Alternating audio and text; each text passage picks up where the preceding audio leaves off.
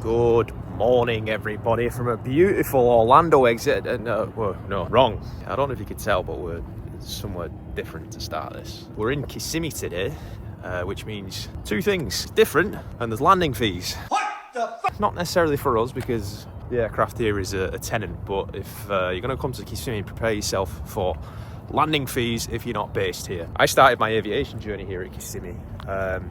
Over on that side. We're flying a different airplane today. You've seen myself and Jonny V having a little bit of trouble with 734 Mike Golf, so that's getting looked at and getting all sorted. So in the meantime, we're going to use a different plane, 46299, which Jonny V is here early pre-flighting. Love to see that as an instructor. So yeah, we're going to go out and do hopefully a VOR approach today. Why would anybody ever want to do a VOR approach in the day and age of GPS? And then we're going to shoot an RNAV approach after that. So you're coming along for the whole journey here from Kissimmee.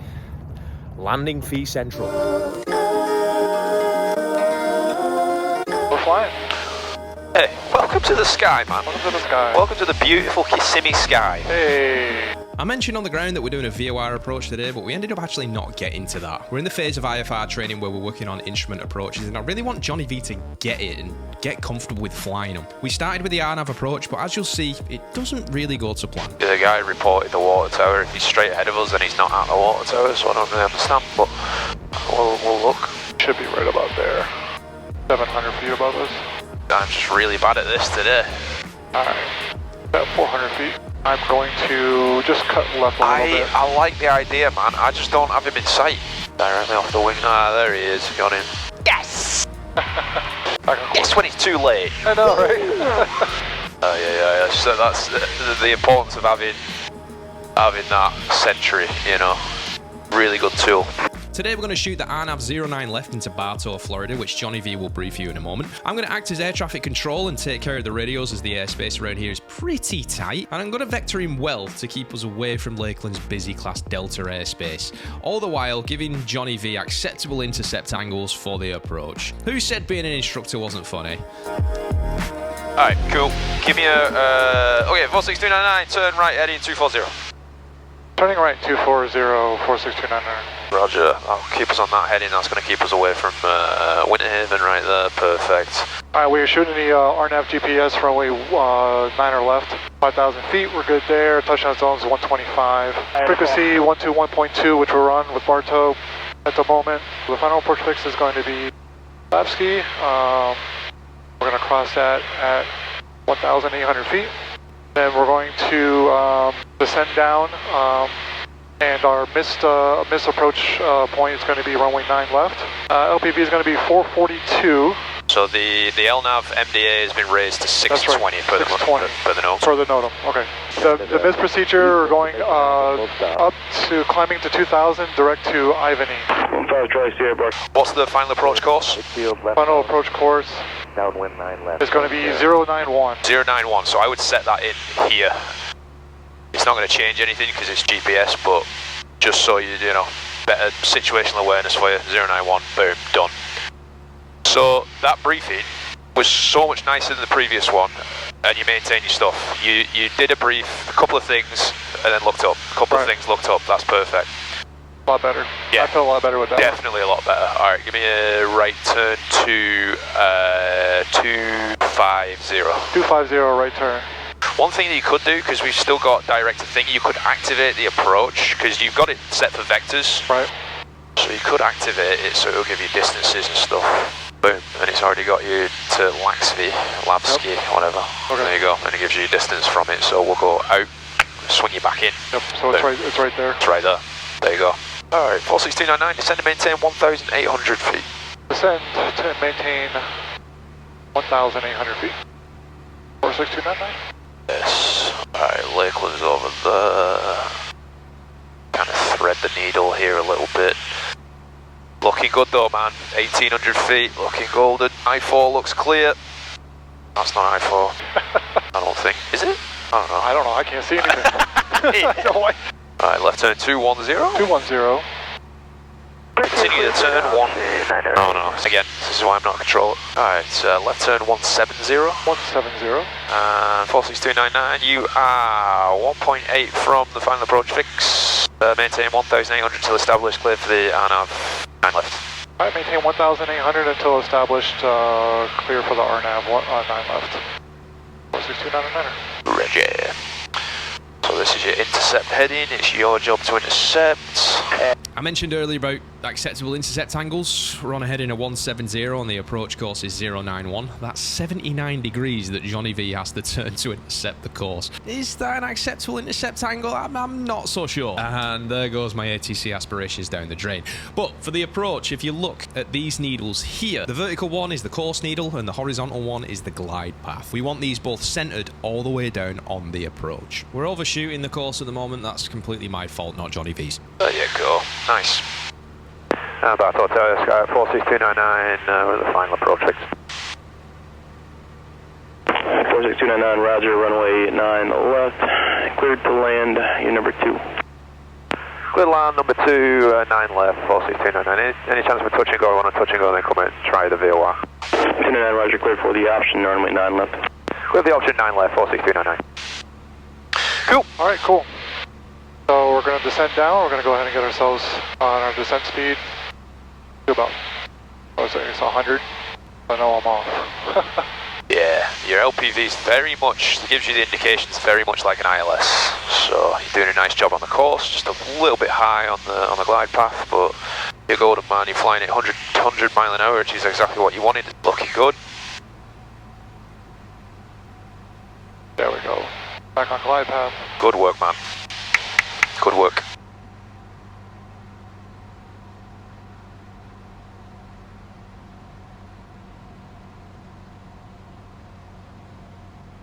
Oh my goodness, it is all over the place. Yeah. I am not stable at all. Set something, let it come to you. Keeping the eyes shifting. Are you high or low? I am very high. Nope, you are low. Low, okay. You are low. Still very, very low. There you go. And pull it up. And level it off. Let it re-intercept that glide path. Papa 1 bar to tower, hold short 9 left for landing traffic. It's coming in. It is. We are going way right across. Just be careful of that. Need to go left. Need to go left. Because we're on a parallel runway here, so got to be careful. Look up. Oh. Give me a touch and go. Okay. Hello, Bartow. Hi, Bartow.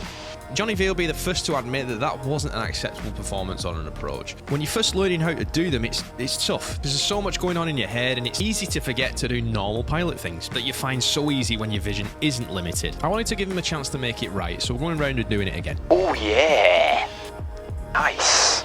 Like that? Love that.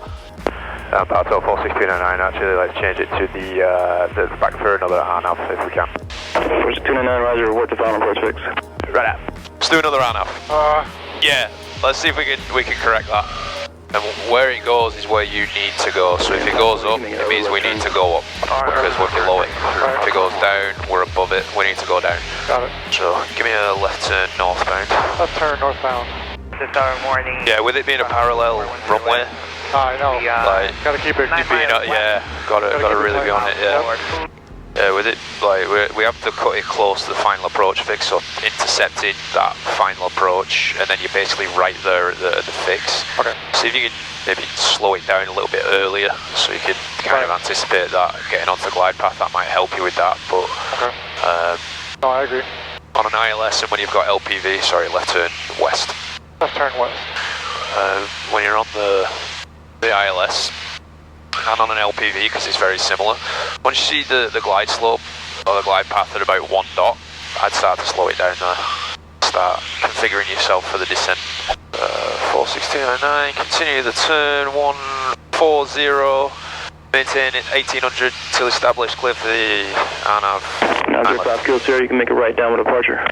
140, maintain 1800 till established, clear RNAV. 63 Lima uniform, frequency change, approved. Good catch, getting the altitude back, I like it. Alright, glide slope's alive.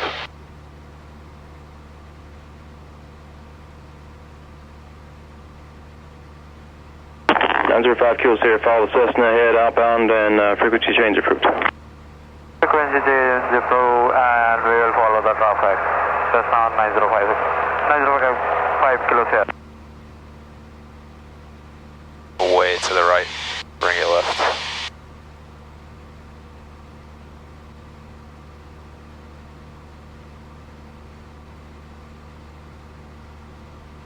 altitude. Tower 46299, we're at the final approach fix. 299 Roger, clear for the option 9 left. Clear for the option 9 left, 46299. This approach has started with us being right of course, and if you recall we talked about not wanting to be right of course because that would put us in the way of the parallel runway approach path. Well, in true flight training fashion, on this whole approach, we were right of course. It's incredible how that works out, isn't it? I let it go as long as I could to see if Jonny V could get it back, but spoiler alert, he couldn't. But this is still a valuable approach for Jonny V to go through and to watch back now, and for everybody else as well, especially when I speed up the footage. The two takeaways for Jonny V here are, one, he's over-focused on other things, or another thing, and not including the course needle enough in his scan. And two, when he does realise he's off course to the right, his overcorrection to the left and then subsequently back to the right again is what's causing instability and putting us right back in the same situation we started in. Looking at the sped up footage, how we go left, then right. Left again, then right again. The glide path, to be fair, isn't too bad, but the biggest thing I tell students is not to chase. Set your head in, set your pitch, set the power, and let the needles come to you. If they don't, adjust slightly and hold it again and see what the needles are doing. Keep making small adjustments until you're right where you need to be. If you're chasing in IFR, you're already behind the plane, and that's where things start to snowball. This approach snowballed enough to the point where we couldn't accept being right of course anymore and needed to get out of the way of the other runway. Nobody was using that runway, but as a good practice, we weren't going to accept being in the way. Look up. Oh my goodness. And go around. Go around. Tower 46299, we're absolutely going to go around, swing it back around, do it one more time if we can. 46299 Roger, proceed as requested. As requested, 46299. Wow. Wow. Getting lost in the sauce. Oh my goodness. It's funny because like being off to the left might be a little bit acceptable. To the right on this runway is not. You can't do that with a parallel. I feel like I need to have myself down to my approach speed. Yes. Before I get to that fix. Yes. Have everything set up. You're witnessing firsthand how difficult this is. Just before this last approach, I want to tell you quickly about long-time channel sponsor and payer of my bills, Flying Eyes. Eyewear made by pilots for pilots. They're the most comfortable sunglasses to wear underneath your headset while flying, hands down. You won't feel them as they don't dig into your head underneath your headset. The flexible frames are durable and backed with a warranty for your peace of mind, but you can do this and nothing happens. Look at it, so flexible. That's because the arms are 1mm thin, made from resilamide, which they say makes them virtually unbreakable. I've worn Flying Ice since 2020 and never looked back, and now fly in comfort every time I step into the plane. If you'd like a pair, you can use my discount code LewDix to save 10% and use the link in the description or in the corner to go to my very own landing page on the Flying Eyes website, where I've got a load of videos where you can learn more. Now, let's see if Jonny V has learned from his mistakes on this approach. Left turn 140. 140. Maintain 1,800 till established. Clear for the RNAV 9 left. Cool. Alright. See if we can get more emphasis on this, these needles.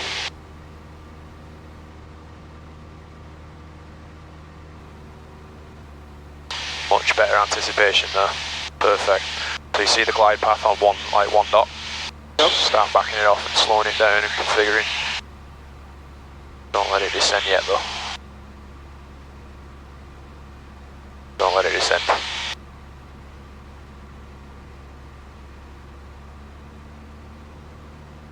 No, 46299, we're in the final approach fix. 299 Roger, runway 9 left, cleared for the option. Clear for the option 9 left, 46299. Boom, you're on the glide path, here we go. Much nicer intercept as far as the course is concerned. I'd back that power off a little bit more if I were you. There you go. Yeah.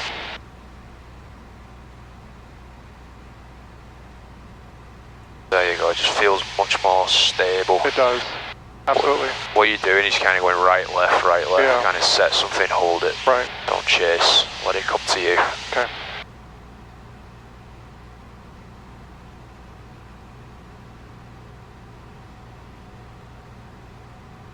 Much nicer approach, man. Much nicer approach. Much better. Much more stable. You're on speed. On the speed. You're on it, man. You're on it. Fucking nice. With that power back is just much more manageable. Yeah, Just going back and forth, forth. Kind of set a heading and hold it. I like what Jonny V is doing here, and it's different from the other approaches. He's making smaller corrections and fighting the urge to chase. He set his heading right here and sees that the course needle isn't moving back towards the centre, so knows he has to correct left again, which he does, but slowly and without overcorrection. Brilliant. Small corrections, I like it. Nice small corrections. It's much better. It's much better. It's not perfect, but it's much better.